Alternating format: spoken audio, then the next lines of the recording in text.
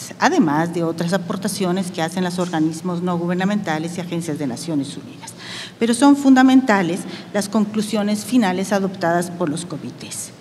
Con la futura entrada en vigor del protocolo facultativo, el comité, el DESC, podrá reflejar en sus conclusiones finales los casos concretos que se le hayan presentado bajo los mecanismos de reclamos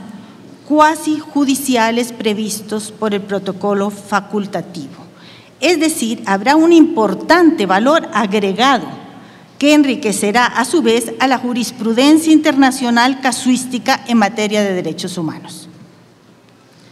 Por otra parte, esta jurisprudencia será un referente objetivo para evaluar la aplicación empírica de los derechos contemplados en el pacto bajo el principio de la exigibilidad o justiciabilidad. El comité concibe esto como una oportunidad real, concreta y eficaz que tiene una víctima de la violación,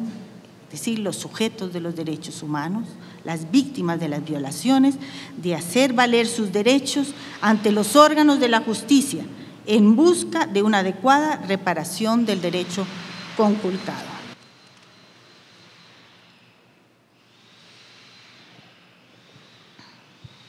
El proceso de adopción del protocolo facultativo fue un proceso muy largo, que no les voy a dar toda la historia de cómo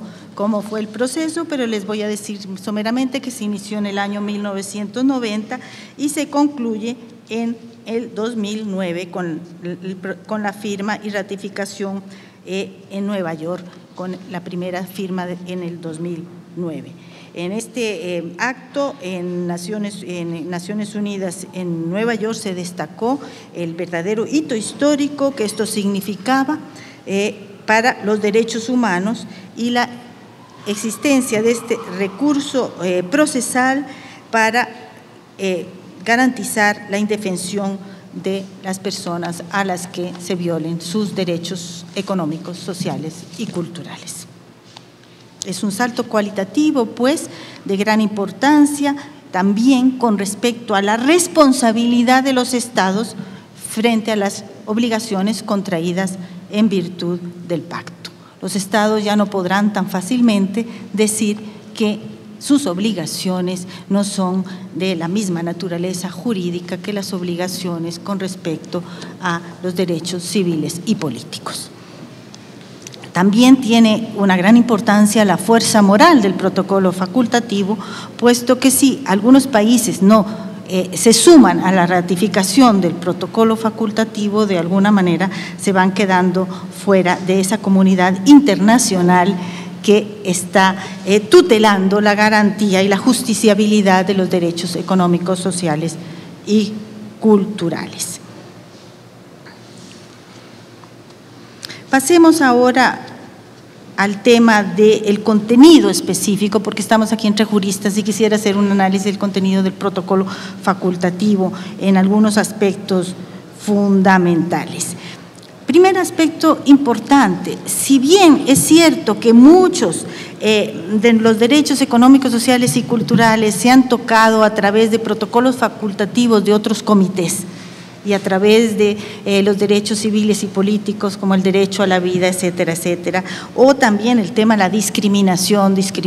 contra la mujer a través del protocolo facultativo del Comité de todas las formas de discriminación contra la mujer. Estas son formas que se han tomado para tutelar algunos de estos derechos económicos, sociales y culturales, pero el tema de la discriminación no le da el contenido real al derecho, el derecho económico social y cultural. La discriminación siempre es en comparación, se discrimina en comparación con. Es diferente un protocolo facultativo cuando va a hablar de un derecho violado per se, el derecho a la salud, el derecho a la educación, el derecho a la cultura, el derecho al trabajo. Es un derecho per se, no es un derecho que se ve en comparación, por lo tanto no se puede abordar todos los derechos del pacto en función de la discriminación, aunque si bien en el artículo 2 nosotros tenemos el derecho a no discriminar y el derecho a la igualdad entre hombres y mujeres, dos principios básicos transversales, el principio de no discriminación y el principio de igualdad. Dadas las limitaciones de tiempo, me voy a referir a los aspectos más relevantes de este instrumento, particularmente a los elementos innovadores, a los nuevos, puesto que el protocolo facultativo también ha tomado mucho de la experiencia de otros protocolos y de alguna manera se ha basado en estos protocolos en su redacción. Hay varias innovaciones, una de ellas es la inclusión de dos nuevos criterios de admisibilidad. Uno obligatorio, que se refiere a la presentación de la comunicación en el plazo de 1 año tras el agotamiento de los recursos internos. Todos ustedes conocen cuál es el procedimiento de agotamiento de los recursos internos y para presentar en 1 año. Y otro facultativo, que es novedoso también, para el comité, un facultativo para el comité si la comunicación o la presentación no revela que el autor haya estado en situación de clara desventaja. Este concepto de clara desventaja, si hay tiempo lo podemos ver más adelante, es un concepto innovador, eso lo decide el comité si quien presenta la comunicación ha estado en clara desventaja, y el comité en este momento está en un proceso de redacción del reglamento del protocolo, donde tenemos un proceso interno de diálogo en el comité, de alguna manera, para ampliar un poco estos elementos a través del reglamento. También hay una etapa procesal de solución amistosa en el procedimiento de comunicaciones, solución amistosa que también en el reglamento se está acotando en qué consiste y cómo es esta solución amistosa, cuáles son los requisitos de esta etapa procesal. Otra etapa es la consulta. El comité, es novedoso esto, puede consultar el protocolo facultativo, documentación de otros órganos interregionales y regionales. Es decir, se amplía mucho más a la jurisprudencia en la materia de derechos humanos y de otros órganos internacionales y regionales, y la inclusión de un estándar de revisión para las comunicaciones que también está en el proceso de análisis también a través del reglamento de especificar un fondo. Una innovación que se discutió mucho en las reuniones del grupo de trabajo fue la posibilidad de vincular el procedimiento de comunicaciones con mecanismos de asistencia y cooperación internacionales, incluyendo la previsión de un fondo fiduciario. Los países en desarrollo pidieron esto, la creación de este fondo fiduciario y solicitar cooperación internacional, y creo que conforme el protocolo facultativo avance y tenga mayores ratificaciones y ya tenga una experiencia, este fondo fiduciario puede cobrar realmente una dimensión importante siempre que la comunidad internacional, los países y la sociedad civil también le den seguimiento para que efectivamente se haga. En cuanto a las reservas, el texto omitió una referencia expresa, por lo que se aplicaría supletoriamente las disposiciones de la Convención de Viena sobre Derecho de los Tratados, que prohíbe aquellas reservas que sean incompatibles con el objeto y el fin del instrumento. Ahora bien, hay unos elementos muy interesantes dentro del protocolo que responden también a esa progresividad en materia de derechos humanos, en cuanto a la competencia, las comunicaciones, en cuanto a la competencia material.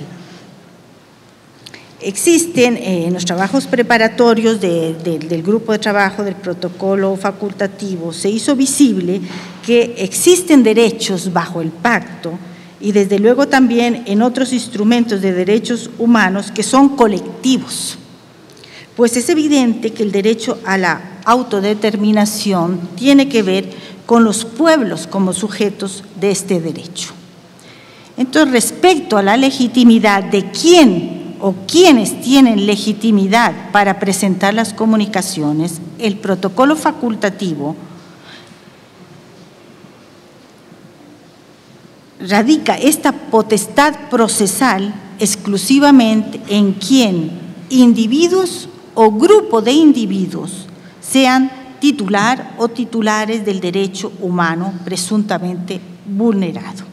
Estas comunicaciones, pues, entonces pueden ser presentadas por individuos o grupos de individuos, o por terceras personas en nombre de esos individuos o grupos de individuos, requiriéndose en este caso su consentimiento, o por otras personas en nombre de individuos o grupos sin su consentimiento, pero justificando las razones para actuar en su nombre. Esta cuestión reafirma de paso el concepto de que el titular de un derecho puede ser un individuo o un grupo de individuos, es decir, que cabe hablar de víctimas individuales o de víctimas colectivas, tanto como debe reconocerla la existencia de derechos individuales o colectivos. Incluso en el texto del borrador prevía la posibilidad de presentar tanto comunicaciones individuales como comunicaciones colectivas, pero la legitimación de estas últimas radicaba en ese proyecto en las organizaciones no gubernamentales como entidad de carácter consultivo. Esto se eliminó y quedó únicamente comunicaciones presentadas por individuos o grupos de individuos. La importancia de esto es fundamental para el concepto de derecho colectivo y resuelve la legitimación de la presentación de casos en los que se debaten afectaciones a bienes de carácter grupal o indivisible, ya que por definición en los derechos colectivos, por ejemplo, las tierras ancestrales de los pueblos indígenas, ninguna persona es titular individual del bien en cuestión y resultaría excesivo y en muchos casos imposible requerir que quienes presenten la comunicación sean todas las personas que gozan conjuntamente de ese bien. Otro ejemplo de derecho colectivo es el de las minorías, cuando trascienden lo individual y se refieren a la cultura, a la lengua, a los bienes históricos de una minoría en particular. Son derechos colectivos. Y estas comunicaciones se pueden presentar a través de grupos de individuos. Criterios de admisibilidad. El inciso de este artículo innova en cuanto establece un criterio de admisibilidad de la presentación de la comunicación en el plazo de 1 año, desde el agotamiento de los recursos internos, salvo demostración por parte del actor de la imposibilidad de presentarla en ese plazo. Otro requisito de inadmisibilidad es la inexistencia de litis pendencia en otros procedimientos de carácter judicial o cuasi judicial de similar naturaleza, pero esto es ya, digamos, una práctica conocida. En las medidas provisionales se trata de un procedimiento contemplado en todos los procedimientos del sistema universal y del sistema regional. Si bien en la mayoría de ellos este recurso se haya descrito en los reglamentos, mientras que en el protocolo facultativo lo ha incorporado directamente en el texto. La ventaja de ello es que evitaría que, como ha ocurrido con otros protocolos, algunos estados le resten importancia jurídica y puedan desentenderse de estas medidas provisionales. Habilita al comité a pedir medidas provisionales después de recibir la comunicación y antes de emitir su dictamen. Otro aspecto innovador es la solución amigable, aunque prevista también en el sistema interamericano y europeo de derechos humanos. Este representa una novedad en el protocolo facultativo al disponer que el comité pondrá sus buenos oficios a disposición de las partes interesadas con miras a llegar a una solución amigable de la cuestión sobre la base del respeto de las obligaciones establecidas en el pacto. Procedimiento de investigación. No les quiero señalar todos los aspectos del protocolo facultativo, pero que tengan una idea amplia. El procedimiento de investigación se aplicará en el caso de violaciones graves y sistemáticas de los derechos consagrados en el pacto, mecanismo que, si bien no es novedoso porque está contemplado en otros instrumentos, sin embargo hay una diferencia importante. Mientras en los demás instrumentos este procedimiento es automático, en el caso del protocolo facultativo requiere de una declaración expresa del Estado aceptando dicho procedimiento. En mi opinión, esto va a debilitar la aplicación empírica, puesto que necesitamos que el Estado acepte el procedimiento de investigación y no sea el comité el que decida si este procedimiento es si aplicar este procedimiento. Finalmente, les quiero señalar que la asistencia y cooperación internacionales, ya les he mencionado que es fundamentalmente seguir presionando la sociedad civil y los estados para que realmente se establezca este fondo y estos programas con las agencias de Naciones Unidas. El comité en este momento, en esta etapa de redacción del respectivo reglamento, de alguna manera pulirá algunos elementos del protocolo facultativo para dar mayor claridad y mayor facilidad a la presentación de las comunicaciones individuales o las comunicaciones de grupos de personas. Si bien siempre está esta lucha que existe entre, de alguna manera, hacer un reglamento lo más amplio posible o a través del reglamento todavía limitar mayor la posibilidad de cuáles casos se pueden presentar ante el comité. El protocolo facultativo, como he mencionado antes, tiene una gran importancia en la justiciabilidad de los derechos económicos, sociales y culturales. Es un aspecto esencial y creo yo que abrirá muchísimas mayores puertas y de alguna manera ampliará la jurisprudencia internacional en materia de DES, por lo cual esta jurisprudencia internacional les va a permitir a todos ustedes, sociedad civil, jueces en los países, aplicarla en su legislación nacional y utilizar con mayor, diría yo, finura en las sentencias, la jurisprudencia no solo derivada del protocolo facultativo, sino la jurisprudencia también que el comité ha hecho a través de los comentarios generales, que son una interpretación de los derechos contemplados en el pacto.